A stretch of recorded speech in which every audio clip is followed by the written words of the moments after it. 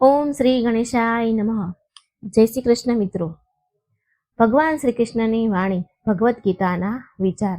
મિત્રો, આ દુઃખ ભર્યા જીવનમાંથી બહાર નીકળવાનો માત્ર એક જ રસ્તો છે, ભગવાન કૃષ્ણનો ઉપદેશ, ભગવદ્ ગીતાના સુંદર વિચાર. આ દુઃખ ભર્યા જીવનમાંથી આપણને આ જ બહાર કાઢી શકે છે મિત્રો, પણ તમે ધ્યાનથી સમજો અને સાંભળો. ભગવાન શ્રી કૃષ્ણએ એવી કોઈ પણ મુશ્કેલી નથી કે જેનો હલ ગીતાજીમાં નથી બતાવ્યો. દરેક પરિસ્થિતિઓમાંથી લડવાનું, બહાર નીકળવાનું બધું જ ભગવાને અંદર સમજાવ્યું છે અને શીખવ્યું છે. માત્ર આપણે ધ્યાનથી, શાંતિથી, પ્રસન્ન ચિત્ત મનથી સમજવાની જરૂર છે. તો મિત્રો, આ વિડીયો એટલા માટે જ બનાવવામાં આવ્યો છે જેથી તમારા દુઃખ ભર્યા માર્ગમાં તમને મુશ્કેલીઓનો સામનો કરવાની હિંમત મળે અને તમે એમાંથી બહાર નીકળી શકો. તો સાંભળો વિડીયો ગમે મિત્રો તો લાઈક કરજો, શેર કરજો અને આ ચેનલને સબસ્ક્રાઈબ કરવાનું મિત્રો બિલકુલ ન ભૂલશો. કમેન્ટ બોક્સમાં ભગવાનનું નામ એકવાર જરૂર લખજો. ઓમ નમો ભગવતે વાસુદેવાય. ભગવાન શ્રી કૃષ્ણ કહે છે કે મનુષ્યનું જીવન એક રંગમંચ છે, જ્યાં દરેક ક્ષણ આપણે ઘણા બધા કિરદાર નિભાવવા પડે છે. આ કિરદારો નિભાવતા આપણે થાકી પણ જઈએ છીએ અને આપણી ઉર્જા શક્તિ પણ ગુમાવી બેસીએ છીએ, પણ જે સફળ જીવન માટે ખૂબ જ જરૂરી છે. કેટલીક વાર આપણે એવી પરિસ્થિતિઓનો સામનો કરીએ છીએ જે આપણી જિંદગીમાં નિરાશાવાદ ભરી દે છે. આવી પરિસ્થિતિમાંથી બહાર નીકળવા માટે પ્રેરિત રહેવું જરૂરી છે, પરંતુ નિરાશા એક એવી ઝાડ છે જે લોકોને જકડી રાખે છે અને તેમાંથી બહાર આવવું કઠણ થઈ જાય છે.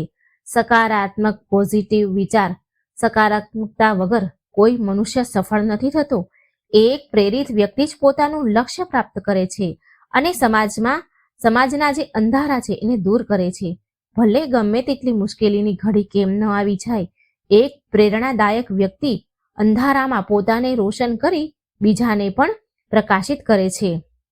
પ્રેરિત રહેવા માટે તમારે સકારાત્મક વસ્તુઓથી ઘેરાયેલા રહેવું જોઈએ અને સકારાત્મક વિચાર પણ રાખવા જોઈએ. જો તમે તમારા જીવનમાં ખૂબ ઉદાસ, નિરાશ અને પરેશાન હોવ છો તો આ વાણી, ભગવાન કૃષ્ણની વાણી તમારા જીવનમાં ઊંચી ઉડાન ભરવા માટે હિંમત આપશે. ભગવાન કૃષ્ણ કહે છે, પ્રેરણા એક તાકાત જેવી નથી માત્ર, અને ના તો એ પ્રયાસ કરવામાં મદદ કરે છે, પરંતુ આ એક એવી ચિંગારી છે જે ધીરે ધીરે ચૂપચાપ દરેક સમયે આપણે અંદર સળગતી રહે છે. લોકો એ જ કહે છે જે કહેવા માંગે છે અને એ જ વિચારે છે જે તે પોતે વિચારવા માંગે છે. તમે એના વિચાર નહીં બદલી શકો. એનાથી કોઈ ફરક નથી પડતો કે તમે કેટલા ધીરે ચાલો છો. જરૂરી એ છે કે તમે રોકાવ નહીં. જિંદગી જીવવા માટે ખૂબ સાહસની જરૂર હોય છે અને જીવનની સૌથી સુંદર વાત એ છે મહેસૂસ કરવાની. દુઃખ હોય કે સુખ, પણ અનુભવ ખુશીનો જરૂર રાખવો જોઈએ. શ્વાસ લેવાનું કોઈ નથી ભૂલતું, બધા જ યાદ રાખે છે, કારણ કે આ જ જીવનનું રહસ્ય છે. મહેસૂસ કરવું, આપવું, લેવું, હસવું, ગુમાવવું, મળવું, નાચવું, પ્રેમ કરવું, મનુષ્ય બનવું, આ બધી વસ્તુ મનુષ્યના જીવનનો એક અહેમ હિસ્સો છે. ચિંતા કરવાથી વધારે જરૂરી છે ખુશ રહેવું. ક્યારેય હસવાનું બંધ ન કરશો. ભલે તમે દુઃખી હોવ, બની શકે છે કે તમારી ખુશી બીજાને ખુશીનું કારણ હોય, બીજાના જીવવાનું કારણ હોય. જ્યારે આપણે એક જગ્યા છોડીએ છીએ ત્યારે આપણે આપણા જીવનની યાદો પાછળ છોડીએ છીએ. આપણે ચાલતા જ રહીએ છીએ, પણ આપણું મન ત્યાં જ રહી જાય છે અને આપણામાં એવી યાદો હોય છે જે આપણે ત્યાં જઈને જ પાછા મેળવી શકીએ છીએ. પ્રત્યેક નવો દિવસ તમારા જીવનની ડાયરીનું એક એવું ખાલી પાનું છે. એ ડાયરીને બધાથી સારી વાતો, સારી યાદોમાં બદલી નાખો. એ ડાયરીને બધાથી સારી વાર્તામાં બદલવામાં જ સફળતાનું રહસ્ય છે. હવે પોતાને એક વચન આપો કે મેં દુઃખથી વધારે મજબૂત બનીશ, હું દુઃખમાં સૌથી વધારે કઠણ બનીશ. પોતાને એટલા મજબૂત બનાવો કે દુનિયા તમારા જેવા બનવાની ઈચ્છા રાખે. સૌથી ખરાબ દિવસોનો પણ અંત થાય છે અને સૌથી સારા દિવસની શરૂઆત પણ થાય છે. મોટા સપના જુઓ, નીડર સપના જુઓ અને હદથી વધારે સપના જુઓ. તેની કલ્પના કરો, વિશ્વાસ કરો અને પોતાના સપના માટે હંમેશા તૈયાર રહો. પરીક્ષાઓ તમને મજબૂત કરવા માટે હોય છે. જીવનને સમજવું કંઈ સહેલું નથી. જીવને મને સમજાવ્યું છે કે પૈસા જરૂરી છે, પરંતુ તે બધું જ નથી. કારણ કે મારી પાસે દુનિયાભરના પૈસા તો છે, પણ શાંતિથી વિતાવવા માટે, વાત કરવા માટે સમય નથી. તો એનો શું ફાયદો? સપના જોવાનો એ મતલબ નથી કે તમે ખાલી સપના જ જોયા કરો. તમારે સપના માટે વિચારવું પણ પડશે. તમે થોડો સમય લો અને પછી નક્કી કરો કે તમારા જોશ સાથે કયા સપનાને તમે પૂરા કરી શકો છો. જ્યારે આપણે કંઈ પ્રાપ્ત કરવા ઈચ્છીએ છીએ ત્યારે કેટલાક લોકો કહે છે કે આ નહીં કરી શકાય, આ સાચું નથી. જો તમે સફળ થવા માંગો છો તો તે તમારી પસંદ છે, તો તમે તમારા પર વિશ્વાસ કરો. જો તમને પણ લાગે છે કે બહુ કઠણ છે, તો યાદ રાખજો કે કેટલાક લોકોએ સાબિત કરી દીધું છે કે સપના સાચા હોઈ શકે છે જો તમે ઈચ્છો તો. જિંદગીમાં જે કાંઈ પણ હાસિલ કરવા માંગો છો તે સમય રહેતા હાસિલ કરી લો, કારણ કે જિંદગી વારંવાર મોકા નથી આપતું. બહુ ઓછા મોકા મળે છે અને દગો સૌથી વધારે મળે છે જીવનમાં. ખરાબ સમયમાં જે સાથ આપે તે જ સાચા આપણા હોય છે. જે દિલથી આપણને પ્રેમ કરે છે, ક્યારેય તેમનો સાથ અને એનો હાથ ન છોડતા, જેને તમને ક્યારેય એકલા જ નથી છોડ્યા. સમય ખૂબ મોટો સોદાગર છે. આપણને કામયાબી ત્યારે જ આપે છે જ્યારે આપણી પાસેથી આપણે ઘણો સમય લઈએ છીએ, આપણે પોતાને સમય આપીએ છીએ. સમય જ્યારે સત્યની ગવાહી આપે છે ને, ત્યારે કોઈ જૂઠની ઓકાત નથી હોતી. સફળ સમય ક્યારેય મળતો નથી, તેને મેળવવો પડે છે, હાસિલ કરવો પડે છે. બીજાના ખરાબ સમય પર હસતા પહેલા આ યાદ રાખજો કે સમય બધાને એક જ સરખી નજરથી જુએ છે. જ્યારે બદલવા પર આવે છે ત્યારે કોઈને પણ નથી છોડતો, કોઈને પણ બદલી નાખે છે. ક્યારેય અભિમાન ન કરતા, કારણ કે જ્યારે સમય સુધારે છે ને ત્યારે સારામાં સારા લોકોનો ઘમંડ ઉતરી જાય છે. જો ખરાબ સમય નહીં આવે તો મનુષ્ય પોતાનું અને પારકાનો ફરક કેવી રીતે કરી શકશે? નહીં સમજી શકે. સારો સમય હોય તો મનુષ્ય પોતાની હેસિયતથી ઓળખાય છે અને ખરાબ સમય હોય તો મનુષ્ય પોતાની ઓકાતથી ઓળખાય છે. સમય કેટલો કિંમતી હોય છે આ વાત ખાલી સફળ લોકો જ બતાવી શકે છે. જેને પૈસાથી વધારે સમયની જરૂર હોય છે, સમય પણ તેને રાજા બનાવી દે છે. જે સમયનો સાચી રીતે ઉપયોગ કરવાનું જાણે છે, સમય ઘણો ઝડપી છે, કપાઈ જાય છે ઘણું બધું કાપ્યા બાદ. સમય બધાને મળે છે જીવન બદલવા માટે, પણ જીવન બીજી વાર નથી મળતું સમય બદલવા માટે. સમય બધાથી કિંમતી વસ્તુ છે જેને મનુષ્ય આમ જ ખર્ચ કરી નાખે છે. સમજદારી સમય વ્યતીત કરવામાં નથી, પરંતુ તેને નિવેશ કરવામાં છે.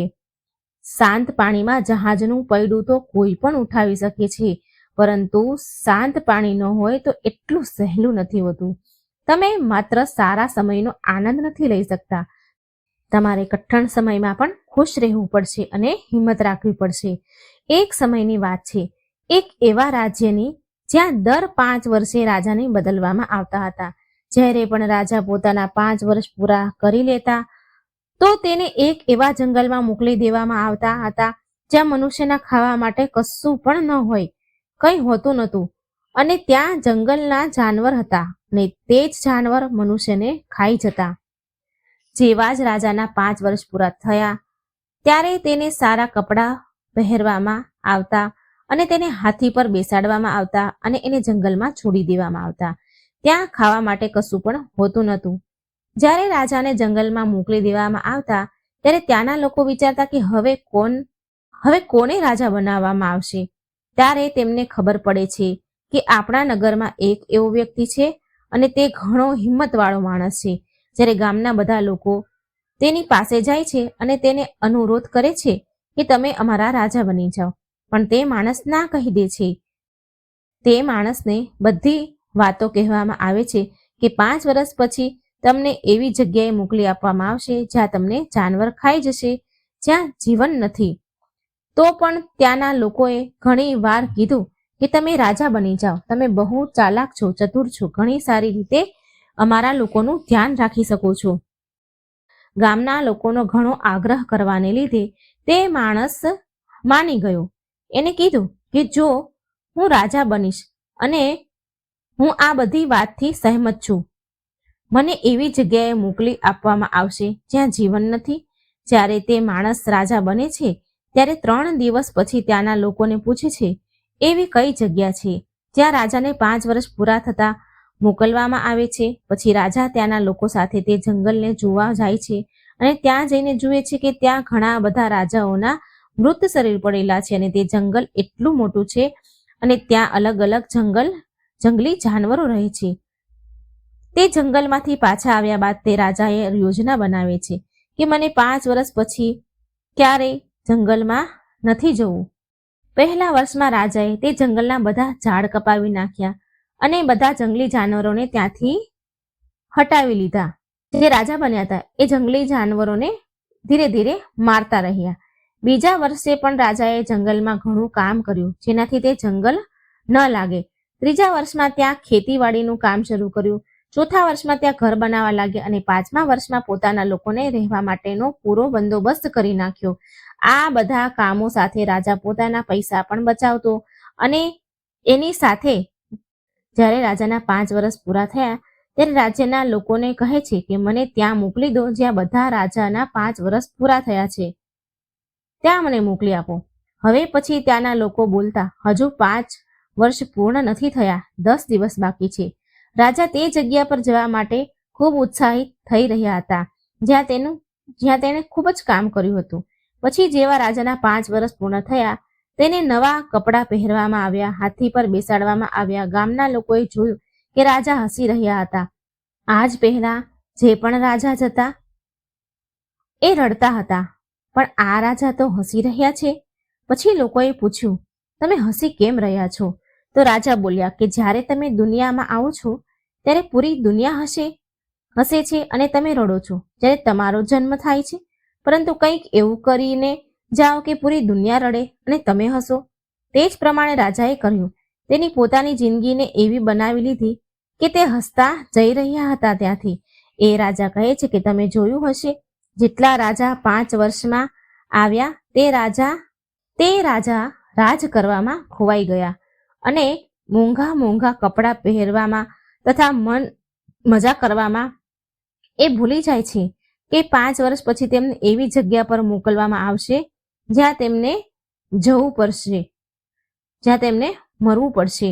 જો 5 વર્ષમાં પોતાની એ જગ્યાને સરખી કરી, મેં 5 વર્ષમાં પોતાની એ જગ્યાને સરખી કરી.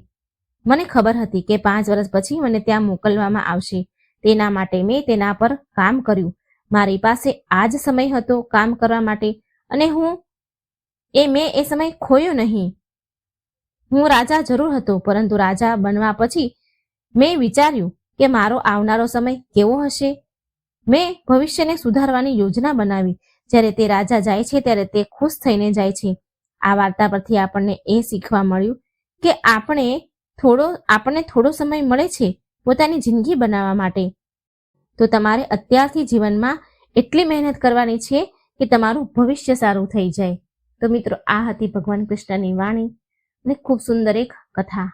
જો વિડીયો ગમે તો લાઈક કરજો, શેર કરજો અને આ ચેનલને સબસ્ક્રાઈબ જરૂર કરી દેજો. જય શ્રી કૃષ્ણ. રાધે રાધે.